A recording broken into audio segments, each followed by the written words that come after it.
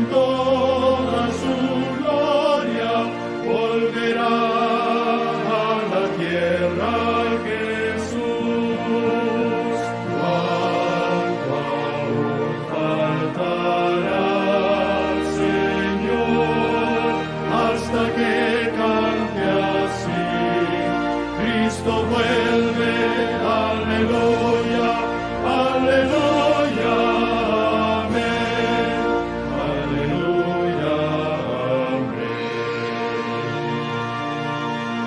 Trompeta triunfal, todos pronto oiremos su escolta de ángeles santos veremos, su cien coronada de luz miraremos cuando venga en gloria Jesús. Cuánto aún faltará, Señor, hasta que cante así. Cristo vuelve, aleluya, aleluya, amén, aleluya, amén. Qué gozo habrá cuando acabe la muerte, vivir sin dolor tocarános en suerte, las penas y el mal quitará el Dios fuerte cuando venga en gloria Jesús. Cuánto aún faltará, Señor, hasta que cante así. Cristo vuelve, aleluya, aleluya, amén, aleluya, amén.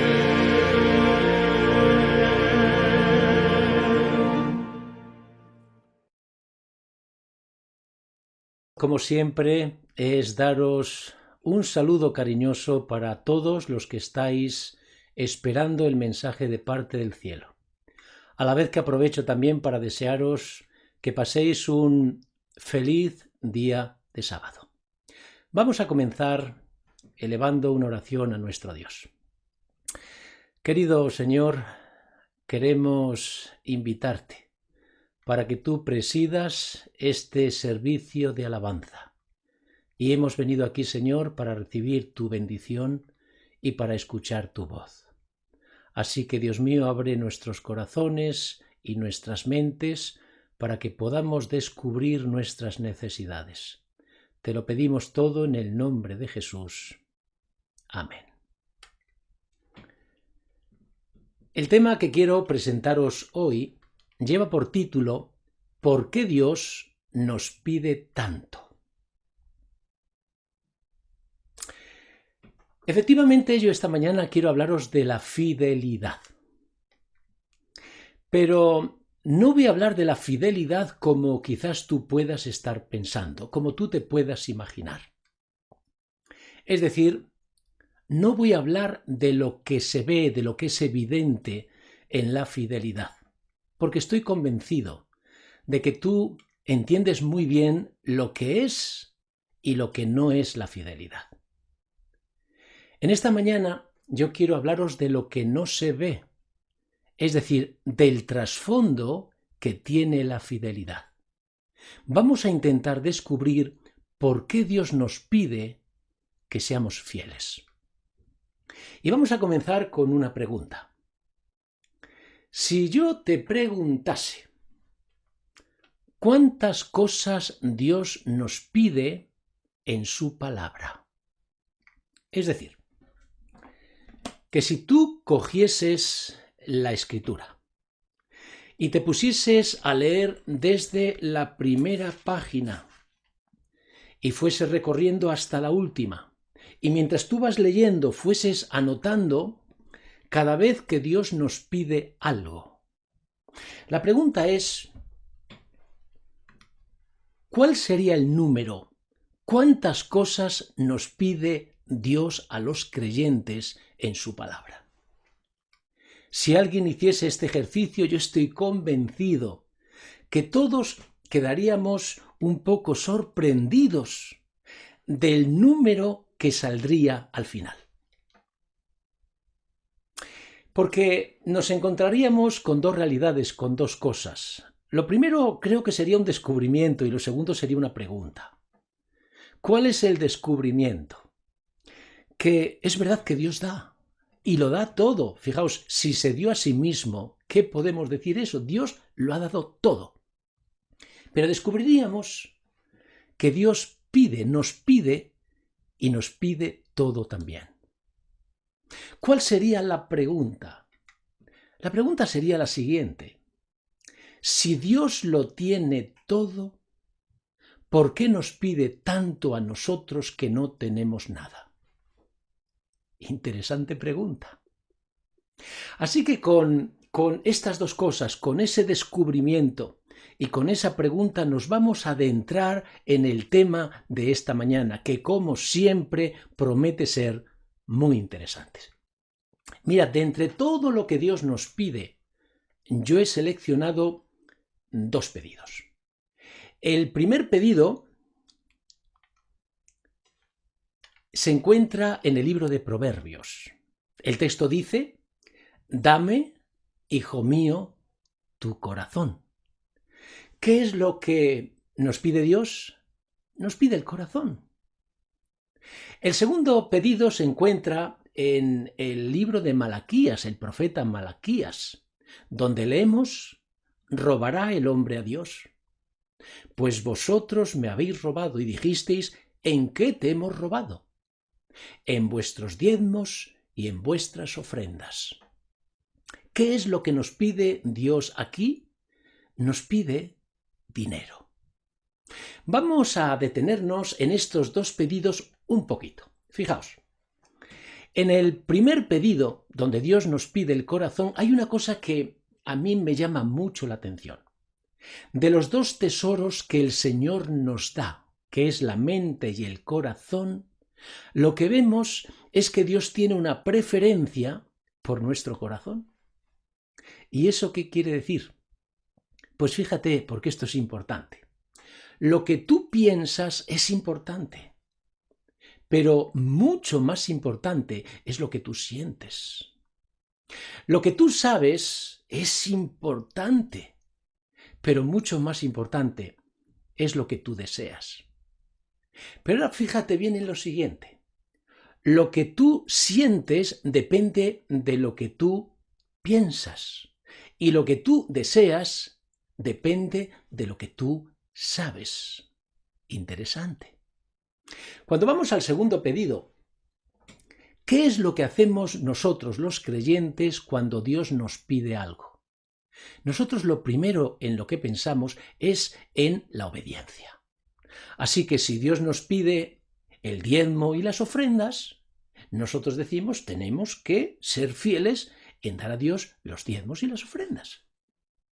Qué pocas veces nos paramos a pensar que para poder obedecer a Dios en lo que nos pide, tenemos que pasar primero o hacer lo que se llama la preparación.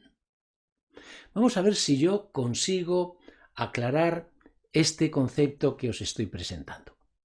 Imaginad por un momento que el Señor nos pidiese que tenemos que hacer el pino como esta señorita.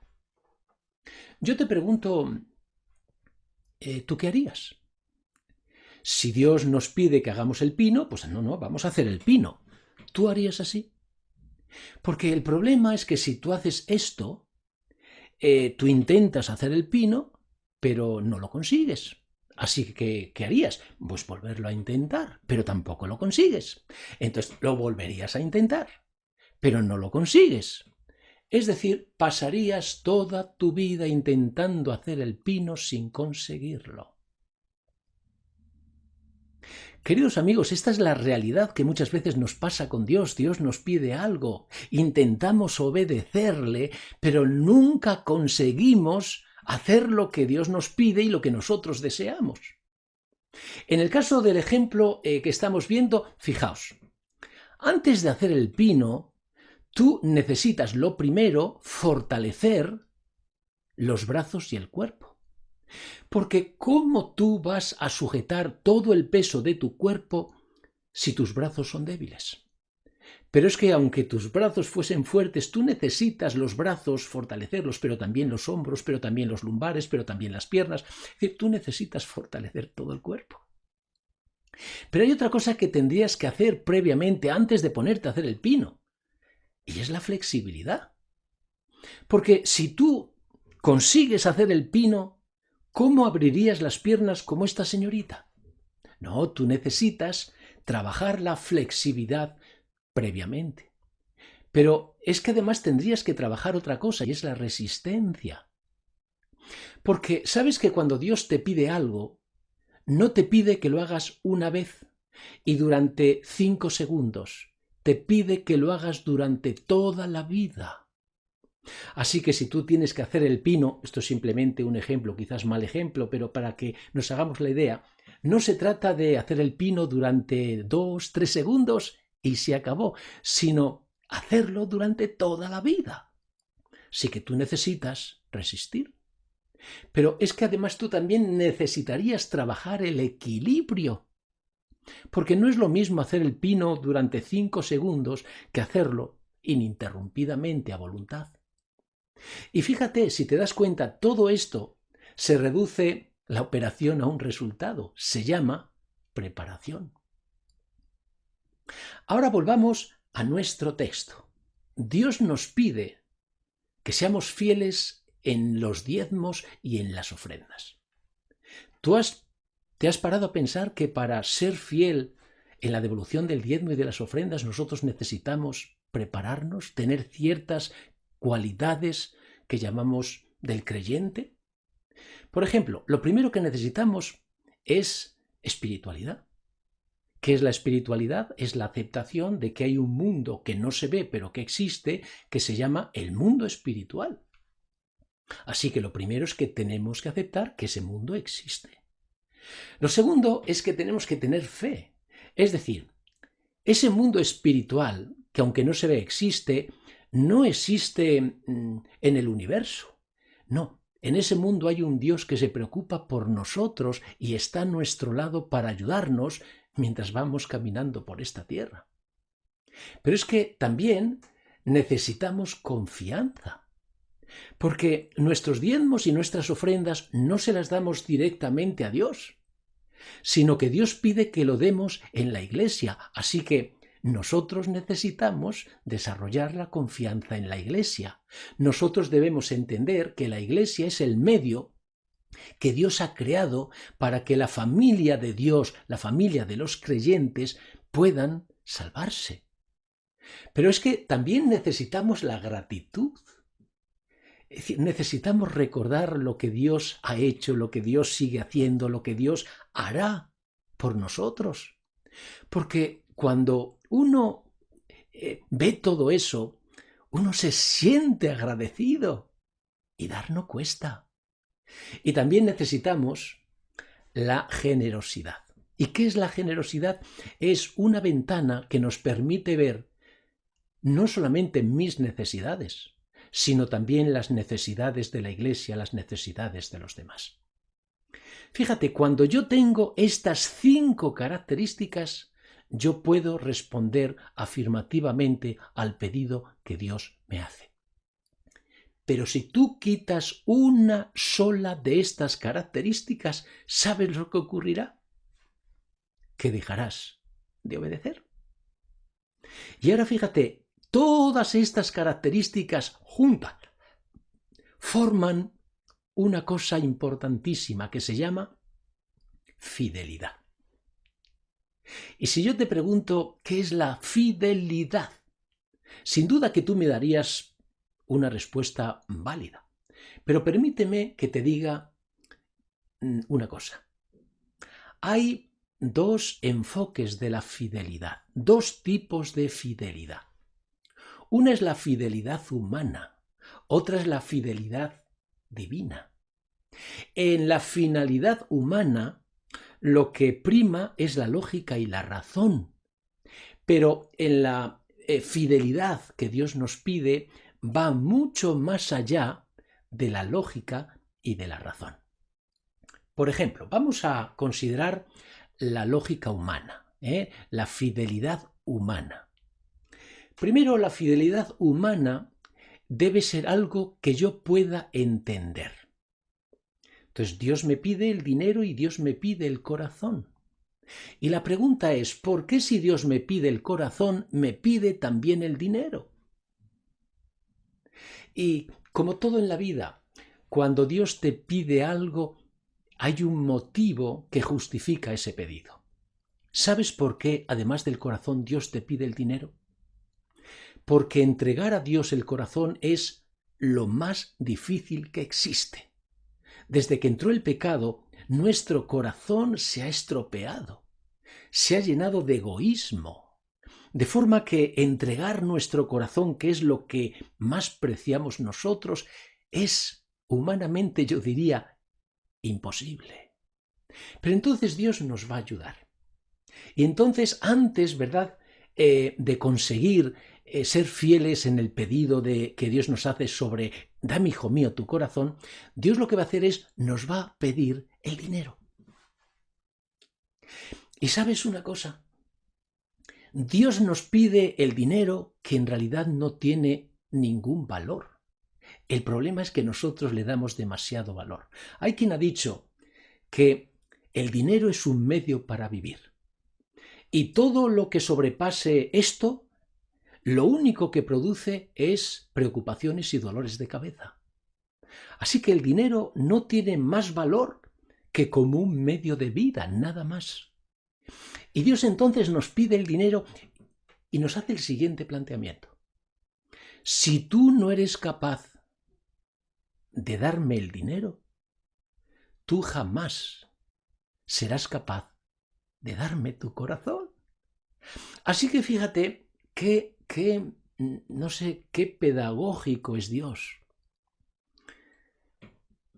Si tú eres capaz de darle el dinero a Dios, verás que es factible entregarle el corazón. Si no, es imposible. Ahora vamos a la definición divina. Te darás cuenta que la definición divina no se barema por la razón, por la lógica, por el entendimiento humano. Yo he escogido esta cita tan famosa que todos conocemos y permitidme que yo os la recuerde, ¿verdad? Dice, la mayor necesidad del mundo es la de hombres que no se vendan ni se compren, hombres que sean sinceros y honrados en lo más íntimo de sus almas, hombres que no teman dar al pecado el nombre que le corresponde, hombres cuya conciencia sea tan leal al deber como la brújula al polo, hombres que se mantengan de parte de la justicia aunque se desplomen los cielos. Fijaos qué elementos se consideran aquí. El comprarse y el venderse a uno mismo, la sinceridad y la honradez, pero no desde fuera, sino desde lo más profundo de nuestra alma, una conciencia leal al deber y mantenerse de parte de la justicia, de parte de la verdad, aunque todo se destroce, se caiga, se derrumbe. La pregunta que todos nos tenemos que hacer es, ¿esto es fácil o es difícil? Tú puedes decir lo que quieras, humanamente es imposible. ¿Y sabes por qué? Porque si Dios nos pidiese la fidelidad durante un momento del día, nosotros somos capaces de hacer eso. El problema es que lo que Dios nos pide que tenemos que hacer, lo tenemos que hacer siempre. Y ahí es donde viene el gran problema. Por eso, cuando nosotros vamos al libro del Apocalipsis, hay como dos desafíos que que destacan sobre todos los demás. ¿Cuáles son esos dos desafíos? Fijaos, estos son la constancia y la fidelidad. Piensa en este primer texto, fijaos, sé fiel hasta la muerte y yo te daré la corona de la vida. O este otro texto también que encontramos en el Apocalipsis, aquí está la paciencia de los santos, los que guardan los mandamientos de Dios y tienen la fe de Jesús. Si tú te fijas bien en estos dos textos, te darás cuenta que los dos textos incluyen los dos desafíos del Apocalipsis, la constancia y la fidelidad. ¿Y por qué en el Apocalipsis, los que viviremos en el tiempo del fin, se resaltan estos dos desafíos? Pues es muy fácil, porque estos dos desafíos implican dos grandes defectos que tenemos todos. El primer defecto tiene que ver con la constancia. ¿Y cuál es ese defecto? Que todos nos cansamos. ¿A ti no te pasa eso de que tienes un momento, una temporada muy buena en el que, oye, lees la Biblia, el Espíritu Profecía, hace la escuela sabática y venga, lees? ¿Pero qué te ocurre al cabo de un tiempo? Que te saturas, que te cansas de leer y dejas de leer. Lo mismo con las reuniones. Hay momentos en los que uno va a la iglesia, escucha cultos, está como en ese primer amor de energía, de fuerza, quiero. Pero al cabo de un tiempo, ¿qué ocurre? Que dejas de hacerlo, que te aburres, que te cansas. Porque el gran problema que tenemos es que todos nos cansamos de todo, incluso de lo bueno. Sabéis que la experiencia humana es cíclica, así que no es algo horizontal siempre igual. No. Hay momentos en los que estamos maravillosamente bien con Dios, nos identificamos, estamos donde tenemos que estar. Pero hay otros momentos que nos enfriamos, que nos aletargamos, que entramos en una modorrilla, y a veces entramos en crisis. Hasta que esa crisis nos hace tanto daño que finalmente hay algo, quizá el Señor, que nos anima y volvemos otra vez a subir y volvemos otra vez a disfrutar con el Señor. Esta es la experiencia de todos. El otro desafío tiene que ver con la fidelidad. ¿Y cuál es el problema que subyace en ese desafío? Pues el problema es que somos débiles. Fíjate que hay una diferencia entre ser débil y ser rebelde. ¿Cuántas veces el creyente llora por dentro porque quisiera ser de una manera diferente a como es? ¿Cuántas veces lloramos todos porque nos gustaría ser como Dios nos dice que seamos? Queremos ser fieles en todos, pero ¿qué ocurre? Las circunstancias, las situaciones, el estado de ánimo, y no lo conseguimos. No es que no queramos, no es que seamos rebeldes. El problema es que somos débiles. Y vamos ahora a centrar nuestra atención en este segundo defecto, que es la debilidad. Mira, cuando se habla de debilidad tenemos que hablar de dos cosas. Primero, de nuestra naturaleza y segundo, de nuestra educación. Vamos a comenzar por el primer punto, por nuestra naturaleza. Y me gustaría hacerlo con una pregunta. Y esto que veis aquí es la pregunta que yo quiero que meditéis. Si Dios perdonó a Adán y a Eva cuando pecaron, porque ellos se arrepintieron, si Dios perdonó a Adán y a Eva, ¿por qué tuvieron que salir del Edén? Y mientras vosotros pensáis en esta pregunta, yo os menciono otro texto que habla Elena de White. Ella dice, Adán y Eva suplicaron fervientemente a Dios que les permitiese permanecer en el Edén. Ellos le prometieron a Dios obedecer en adelante. Así que la pregunta es esta: si Dios perdonó el pecado de Adán y Eva, ¿por qué tuvieron que salir del Edén?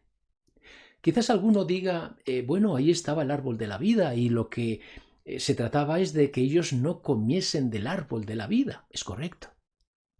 Pero yo entonces te hago la siguiente pregunta, otra preguntita.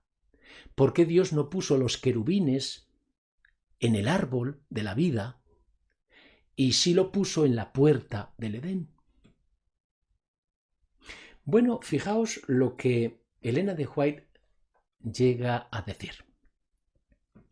Dios les dijo a Adán y a Eva que su naturaleza se había depravado por el pecado.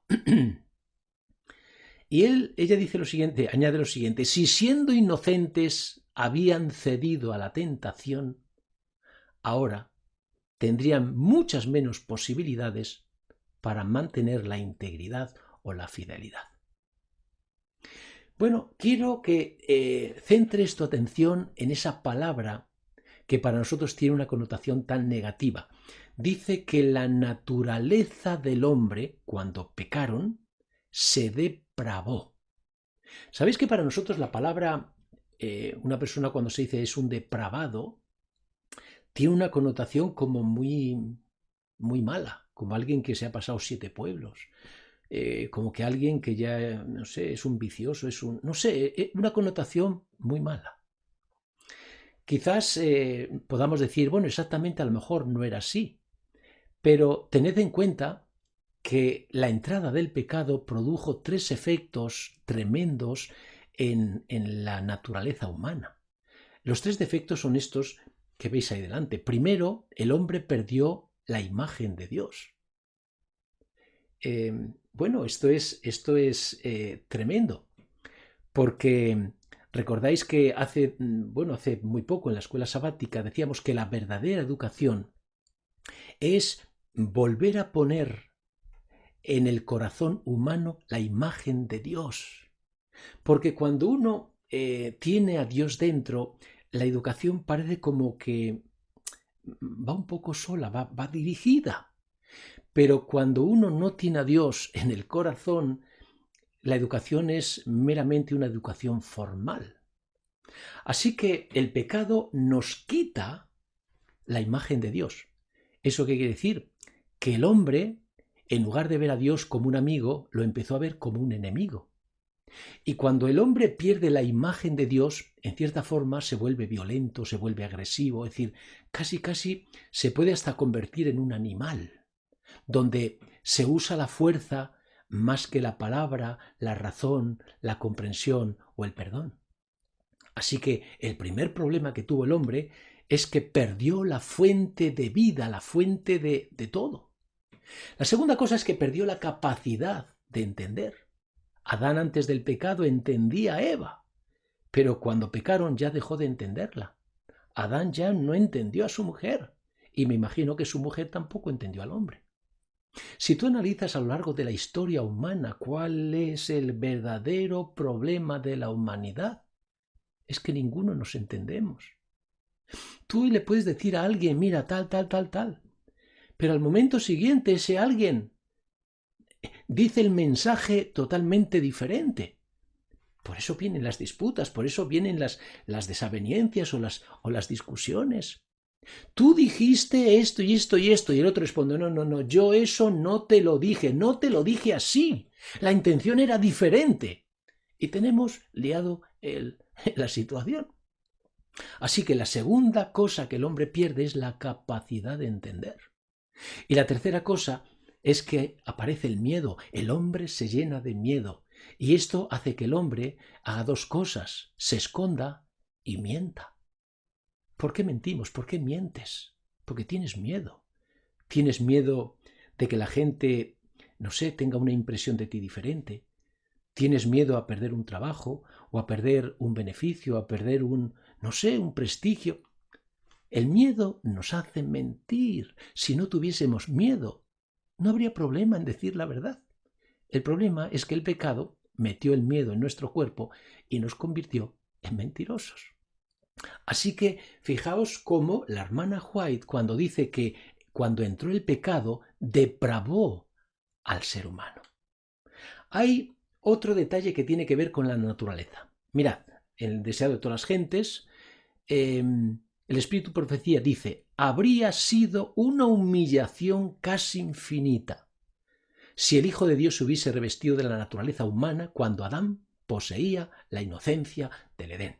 Aquí está hablando cuando Jesús se hace hombre, o cuando la segunda persona de la divinidad viene a este mundo y se hace hombre, si Jesús hubiese tomado la naturaleza que tenía Adán antes del pecado, fijaos lo que dice, habría sido una humillación casi infinita. Pero, como sigue diciendo el Espíritu Profecía, pero Jesús aceptó la humanidad cuando la especie humana se hallaba debilitada por 4000 años de pecado.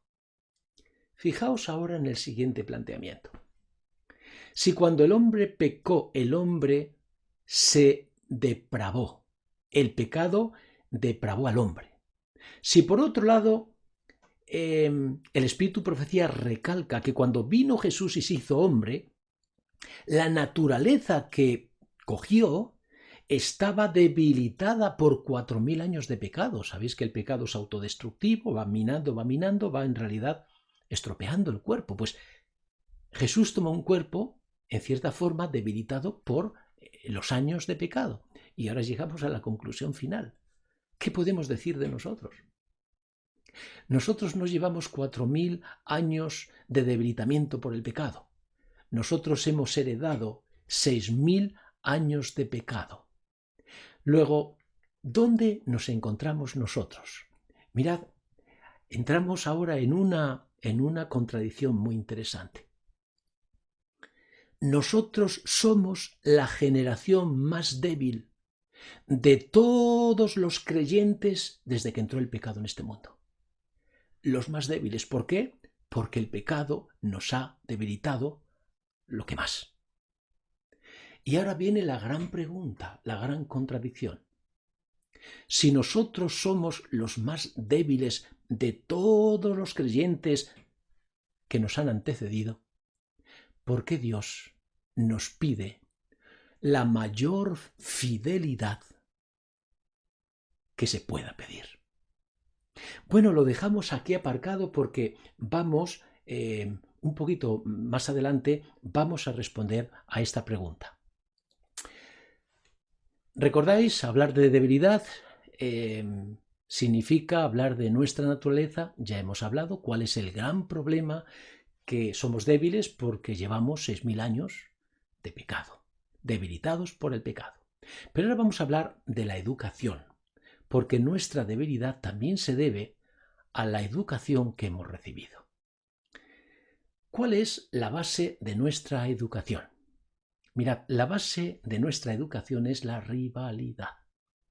Si tú te pones, no sé, tuviésemos unas gafas mágicas de estas que nos permitiese observar a los padres qué hacen con sus hijos, nos daríamos cuenta que todos los padres quieren que sus hijos sean los primeros o sean los mejores. Y si no son los primeros o los mejores, quieren que sean más que los que están a su alrededor. Así que cuando un padre ve que su hijo trae las mejores notas de la clase, el padre le dice: así se hace. Cuando un padre descubre que su hijo es el mejor deportista de la clase, así se hace. Cuando un padre descubre que su hijo es el primero de su promoción, así se hace. Vamos a ver esto porque a veces no nos damos cuenta que la educación que tenemos en este mundo genera personas débiles. Mirad, esta es una fotografía de las Olimpiadas. Y en esta Olimpiada pues tenéis a un Usain Bolt coronándose como el campeón, como el hombre más rápido del mundo. Me gustó mucho un artículo que yo leí, un periodista que escribía sobre las Olimpiadas y tenía un título que decía «La otra cara de las Olimpiadas». Me llamó la atención. Él decía, nosotros solo estamos familiarizados con una de las caras. ¿Y cuál es esa cara? Pues la cara de los vencedores. Así que ya veis que las cámaras de televisión se centran en el podium, donde el primero, el segundo y el tercero reciben sus medallas. ¿Y qué es lo que en realidad recibimos nosotros? lágrimas de felicidad, sonrisas de alegría, levantamiento de brazos como lo conseguí, se abrazan los unos a los otros, se dan parabienes. Esa es la imagen que conocemos. Lo bonito del artículo es que el periodista dijo: ¿y cuál es la otra cara de las Olimpiadas? Y él, en lugar de centrar su atención en el podium, fue mirando al otro lado. ¿Y qué es lo que observó? Él fue sacando fotografías de diferentes momentos, de diferentes clases de deporte. Y lo que observó es cuánta gente se paraba, se detenía para llorar. Y él decía, esta es la gran paradoja. En realidad, toda la gente que va a unas Olimpiadas son campeones, porque son capaces de hacer lo que nadie puede hacer. Pero esos hombres, esos campeones que no han subido al podium, salen de las Olimpiadas, regresan a su casa con la sensación de fracaso, de que no valen, de que no sirven. Y toda esa imagen que nuestro mundo, el mundo de la rivalidad, nos vende, hace que la sociedad sea débil. Porque ¿cuántos ganan? Unos poquitos. ¿Cuántos no ganan? La gran mayoría. Cuando en realidad muchos, más de los que nos imaginamos, son verdaderos campeones. Fijaos, estas dos fotografías intentan responder a esta pregunta: ¿quién gana más? Aquí tenemos a Messi, tenemos a Cristiano Ronaldo y tenemos a unos científicos. Entonces yo miré en internet cuánto gana Messi. Fijaos, Messi gana 8.300.000 euros al mes. ¿Cuánto gana Cristiano Ronaldo? Un poquito menos, 7.300.000 euros al mes. Y ahora, ¿cuánto gana un investigador del CSIC? 1.476 euros. ¿Tú te das cuenta cómo está nuestro mundo? ¿Qué desajuste tan grande? Si tú eres capaz de golpear bien una pelota, te conviertes en un héroe. Pero si tú dedicas tu vida a salvar a la humanidad, a hacer nuestra sociedad mejor porque ayudas a superar problemas, enfermedades, en realidad, ¿cuánto vales? 1.476 euros. ¿Te das cuenta? Nuestra sociedad, sin darse cuenta, valora las cosas que no tienen valor, y lo que en realidad vale lo deja de lado y lo deja ahí en la esquina, en la oscuridad. Nuestro mundo de rivalidad nos obliga a vivenciar tres tipos de experiencias. Toda persona que pasa por este mundo tiene que pasar por la experiencia de perder. Todos pasamos por ser criticados en algún momento y todos pasamos por ser rechazados también en algún momento. Fijaos que tú puedes ganar hoy. El problema es que uno no puede ganar siempre. Lo que quiere decir que en algún momento perderás. Si tú quieres ganar hoy, hay otro que quiere ganar también hoy, así que el otro, ¿qué es lo que va a hacer? Criticarte para desanimarte.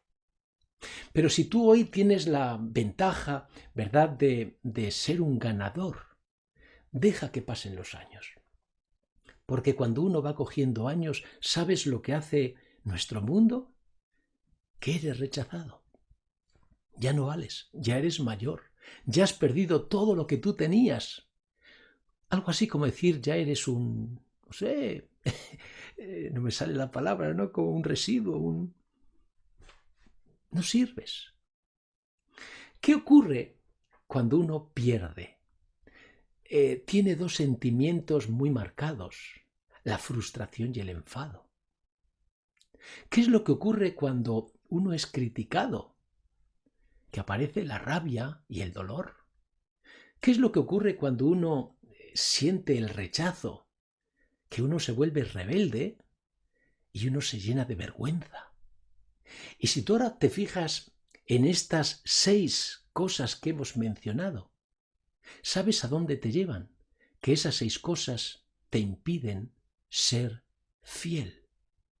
Es decir, que si tú eres una persona frustrada, si tú estás enfadado, si tú eres una persona llena de rabia, si tú eres una persona amargada por el dolor, si tú eres una persona rebelde o eres una persona que estás llena de vergüenza, el problema es que cuando Dios te pida algo, tú no tendrás ánimo para obedecer y hacer lo que Dios te pide.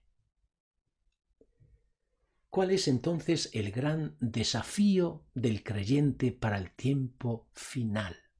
Escucha bien lo que vamos a comentar ahora. Los 3 desafíos son estos que tienes aquí delante. El primer desafío es que tenemos que aprender a perder.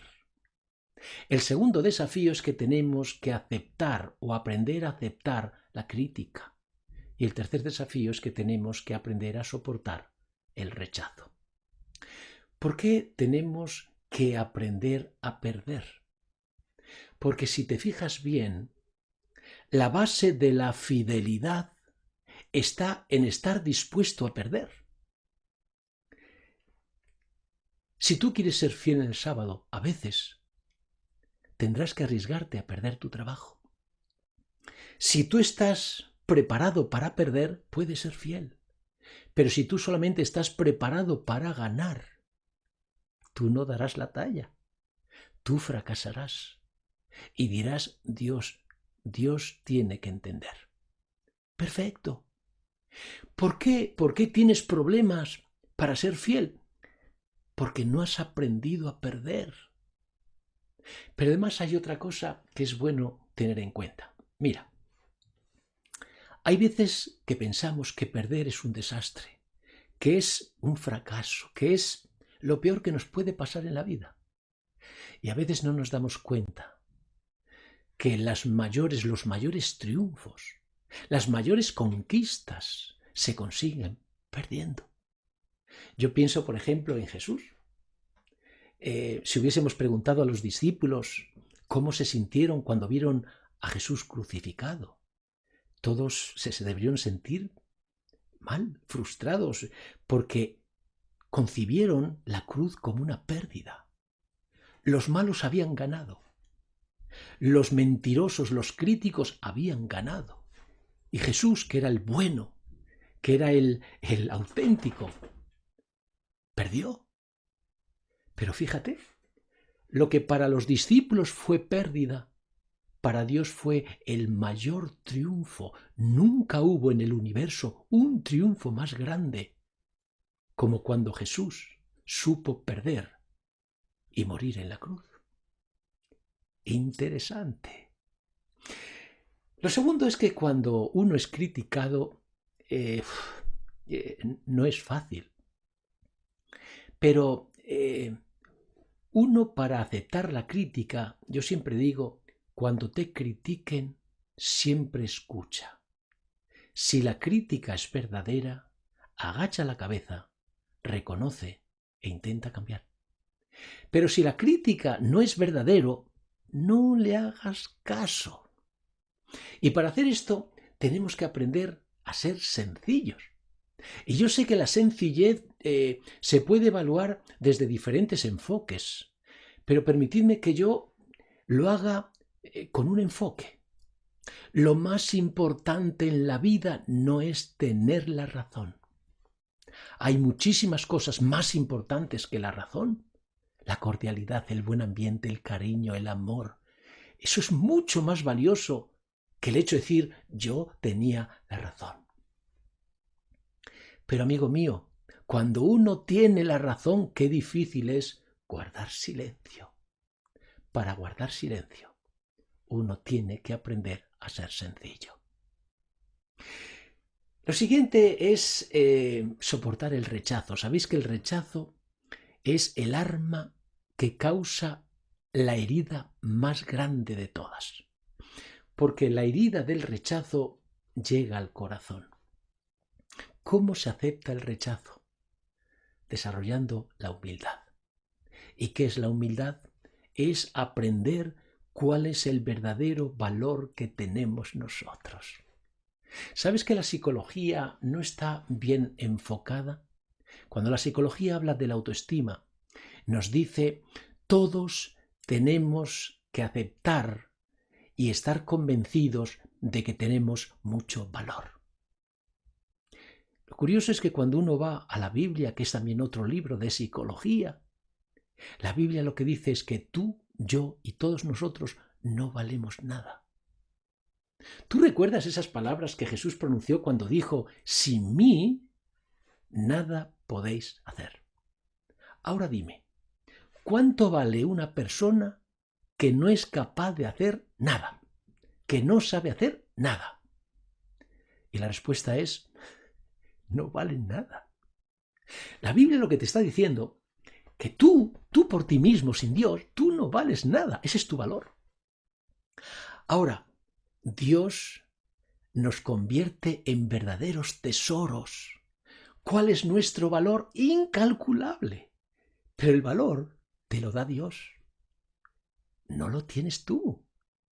A mí me encanta cuando los grandes hombres de Dios, como fue Pablo, como fue Pedro, y se ponen a escribir la carta, y al comienzo de todo, para que no haya ninguna duda, ¿cómo se presentan? Pablo, siervo de Jesucristo, y Pedro, siervo de Jesucristo. Y tú mira a los que escribieron, siervos. Yo te pregunto, ¿cuánto valía un siervo en la época de Jesús? Nada. Así que, qué bueno es reconocer esto, darnos cuenta de que el valor nuestro nos lo da Dios, pero nosotros no lo tenemos. Esto tiene una importancia grandísima. ¿Por qué? Porque si tú crees que vales mucho, el problema es que cuando alguien te mienta, cuando alguien te robe, cuando alguien te haga, no sé, alguna cosita de estas que te hace daño, ¿tú cómo te vas a sentir? Hundido. Te hará tanto daño que gritarás por dentro venganza. Pero si tú te sientes que no vales nada, que eres un siervo, cuando a ti te rechacen, tú verás que no te afectará. Y esto es lo que tenemos que aprender. A mí me encanta cuando veo a Jesús, que le llaman hijo de Belcebú, cuando le rechazan como rey, cuando dicen que es un impostor, que es un mentiroso. Y Jesús no le afecta. ¿Por qué? Porque él sabía muy bien, él vino como hombre humilde, no vino como rey de reyes. Tenemos que aprenderlo. Porque cuando nosotros tenemos estas tres virtudes, cuando hemos aprendido estas tres cosas, la fidelidad es posible. Y yo quiero concluir. Y para concluir, hay dos preguntas que estaban en el tintero y que yo no me he olvidado. La primera pregunta es esta. ¿Por qué si Dios lo tiene todo, nos pide tanto a nosotros que no tenemos nada? Y la segunda pregunta es esta. Si nosotros somos los más débiles de todos los creyentes después del pecado, ¿por qué nos pide Dios la mayor fidelidad? Y quiero que estéis ahora atentos a la conclusión final que pretende resumir todo lo que hemos dicho anteriormente. La Escritura en realidad nos resume la forma de entrar en la eternidad. Así que la letra nos describe el camino y nos dice que para entrar en esa eternidad tenemos que encontrarnos con Jesús. Así que colocamos en el camino, nos colocamos nosotros, el creyente. Lo más importante, hemos dicho, para Dios es el corazón. Y el problema es que el corazón, tal y como le tenemos nosotros, no puede entrar en la eternidad. ¿Y por qué? Porque el pecado lo estropeó. Hay un yo con mayúsculas que lo que hizo fue trastocar el corazón.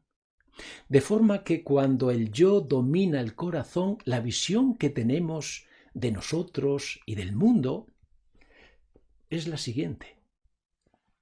Nos vemos como independientes, como autosuficientes y como capaces de todo. ¿Qué es lo que nosotros tenemos que hacer? Eliminar el yo y ponerle a él.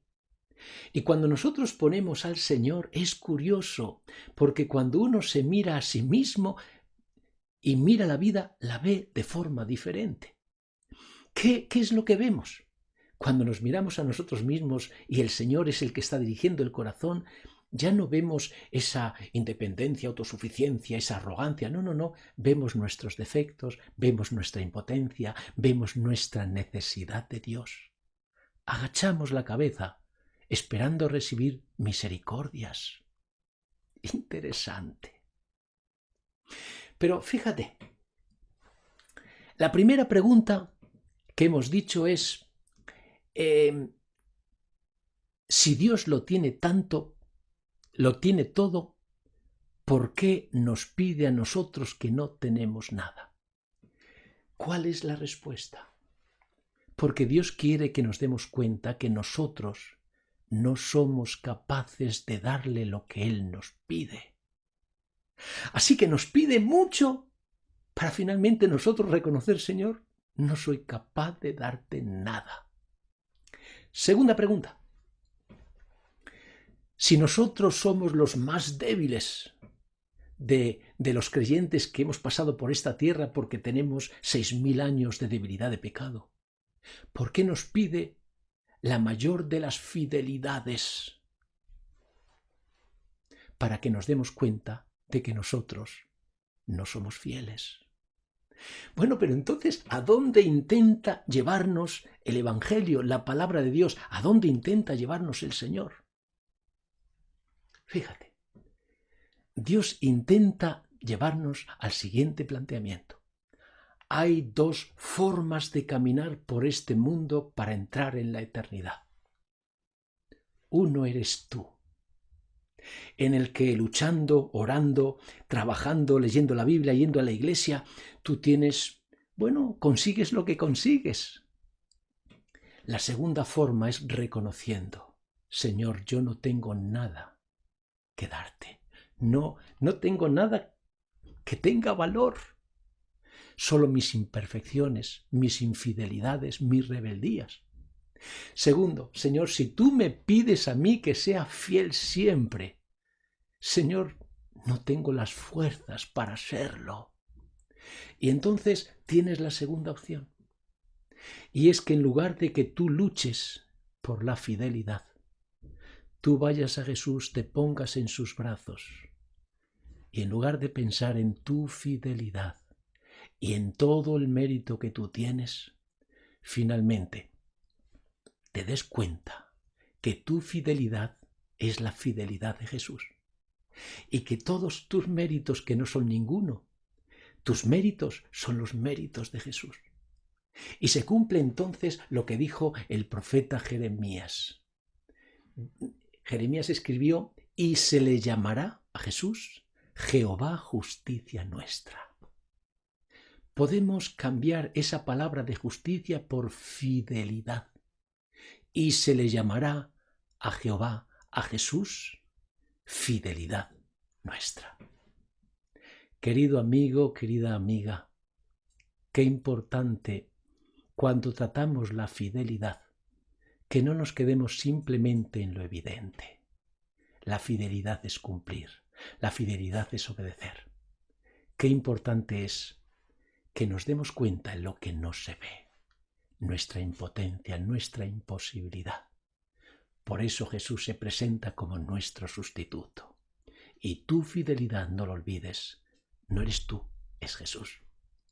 Y tus riquezas, no eres tú, es Jesús. Si te pones en los brazos de Jesús, Jesús es el único que puede adentrarte en la eternidad. Que Dios nos bendiga a todos. Amén.